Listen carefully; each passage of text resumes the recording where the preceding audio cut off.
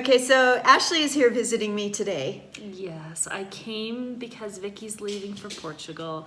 It's exciting times for her, a little sad for me, but I'm so happy to have a new place to go visit. But as you probably saw from the beginning of the video, things have not turned out the way we expected when I came to visit her. I was supposed to have left this morning. And I am supposed to leave tomorrow. And we have stories to tell you about civil unrest in Ecuador. It's definitely crazy. It's sometimes fun. And it's living, for sure. It's living. Yes. Okay, so let's tell the story first, and then we'll get into our philosophies on our take of this. Okay? So I came in last Wednesday evening. When I landed, there were gas lines that wrapped blocks, hundreds of cars for each gas station. And we were thinking, oh, how crazy is that? And people told us it was because the government had signed a law that gas subsidies were ending. And the very next day, they were gone. And so gas prices were going up by $1 a gallon, which in a country where most people make $20 a day, that's a steep rise in price. Right. So what it caused was civil unrest everywhere, rioting in the streets. So the taxis all stopped driving. And that was the first protest was run by the taxis. In the league of the taxi drivers, the president was actually arrested because of it. Did you know that? No. Oh, the president of the taxis. Of the taxis. Well, not the president it was a transportation president. The president of the transportation. Right, yeah. Okay, so that also included the buses. Right. So there was no way to get around, and a lot of us live here in Cuenca. In a lot of the parts of the country, people don't have cars. It's pretty common not to have cars. But I do have to say, there were videos that we would see on the news of tear gas being dropped that you'll see at the beginning of this video, and it looked horrible.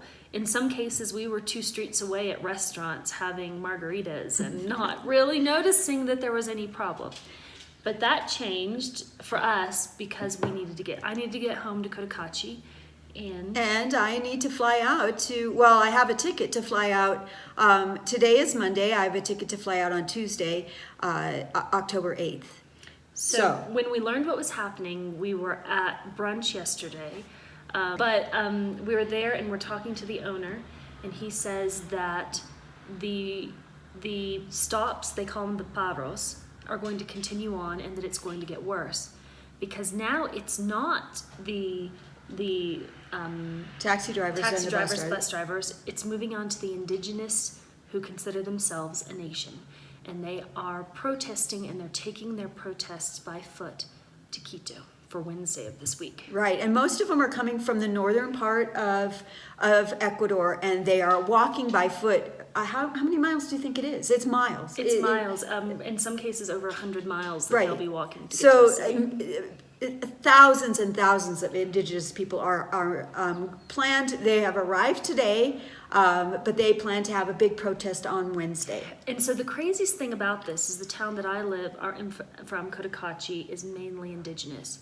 So we started hearing yesterday of what was going on there. The military had come in. All markets were shut down. Banks, no more money is coming in.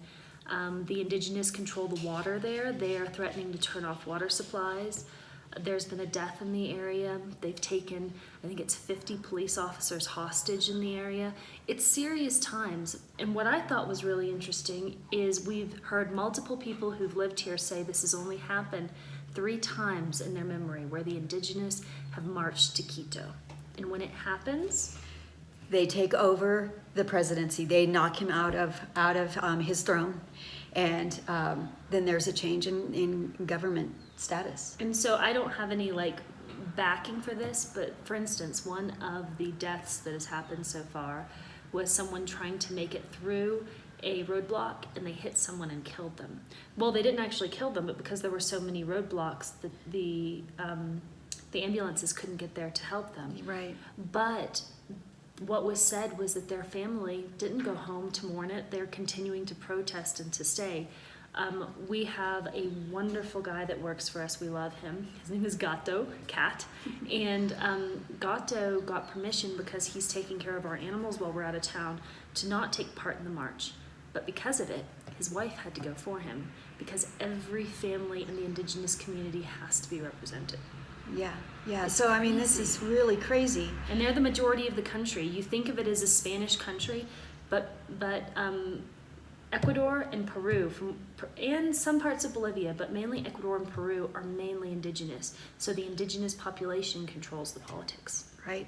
And they have their own justice system. In fact, they were saying that if the military comes into their territory, that they were going to use their own indigenous justice system. And thus, I think that's what happened, why the 50 or so police were held hostage, because they went in and tried to come into a jurisdiction that was not their own. Right. And there's a lot of political reasons why this is happening. They say it's the gas prices. Others say it's long-standing because of lands being taken for mining. There are all kinds of reasons. Who knows what the reasons are? But now, to be selfish, let's get back to what has happened to us. Right. So for Ashley, she had her and her family are also here. They're not staying with me. Ashley is, but they had a ticket to fly out today, and they could not. In fact, we heard that the Quito airport is totally shut down. Mm-hmm. So I got something cooking. Okay, so she got to the potatoes. I did. In times of trouble, I'm from the South. You always turn to whiskey and food. So we're gonna have both tonight. Right. So anyway, to carry on the story is that her family they all have tickets to leave today, and the Quito airport has shut down because of all the mayhem going up there. So you can't leave. You don't know when you can leave. Mm-hmm. And for me, I was so excited to start my new life in Portugal. I was supposed to arrive Wednesday night. Late in the evening, so I was all ready to be walking on the beach on Thursday and having sangria with Carmen and Carmen's parents, and so it's I can't get out of here because all the streets, all the roads out of town are blocked. All the highways are shut down, and we were looking for. We have many friends that are in the tourism business, and they have people that drive the vans all around the country, and they know how to go to the back roads that perhaps were not blockaded. Some friends of mine were able to get out of town and drive into Guayaquil yesterday. A 3-hour drive took them 6.5 hours, and we were trying to do that for me. But nothing could work. Nothing could work. People were looking into dirt roads that could maybe be taken to get around the roadblocks, but even those dirt roads are now blocked off because they're trying to show what a serious thing it is, I guess. Right. And then the whole issue of there is an airport in Cuenca. Historically, the airplanes have been a little bit too small to carry crate the size of Barkley's, and we all know that my dog is really important to me. So that option was not an option except for my travel agent, Brian, who you've met in another video. He believes that there is a new airline that is flying in and out of Cuenca, and they have larger planes. And so he is trying to get me a flight out of Cuenca on Friday and fly into Guayaquil, and then I can fly on to Portugal because we don't know. We don't know if the protests are going to continue.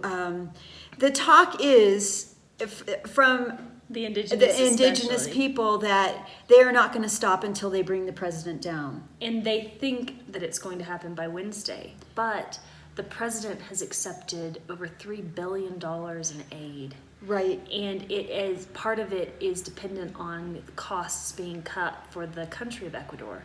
So when money's involved, people aren't always as willing to step down as they would have been otherwise. So the president has actually declared a 2-month state of emergency. So we may be making another video in a few weeks, like, we're out of food. Maybe not. Right, and that's true. There are pictures on that are people posting on Instagram where the supermarkets here in Cuenca are running out of food. We've stocked up. And that's because of roadblocks. The food supplies can't get in. Right, and people are kind of panicking, I think, too, and going buying in. more than what they would maybe need. So anyway, we'll see what happens, but we kind of wanted you all to know that, although we believe in having a fun and positive life, Ashley has been actively trying to make me positive through this whole ordeal, because I've not been positive today. It's been a very frustrating couple of days, and but the whole fact is that life doesn't always go as you want it to go, and sometimes really bad things do happen. And not that this is on that level, but I mean it could be. But we try to maintain a positive attitude and enjoy the fun, enjoy things. Like Ashley kept saying, well, this is going to be a really great story in your life that you can retell for years, and it's true. I mean, who's going to be able to trump my story when I can say, I was stuck in a third world country that was during a regime change. Yeah, during a regime change. So, right. Well, who knows if that's what will happen? Well, we don't know. That's what they're aiming for. And history has proven that. So we will see. But don't worry, it's day 2. We still have whiskey. We have a lot of whiskey. Yes, we do. Yeah. Yes. So that's the beginning, and I will continue telling you how I got out of here, and how we get Barkley on the plane, and all of that. And I will get to Portugal. I swear, I'll get there if I have to swim. And she might. Right.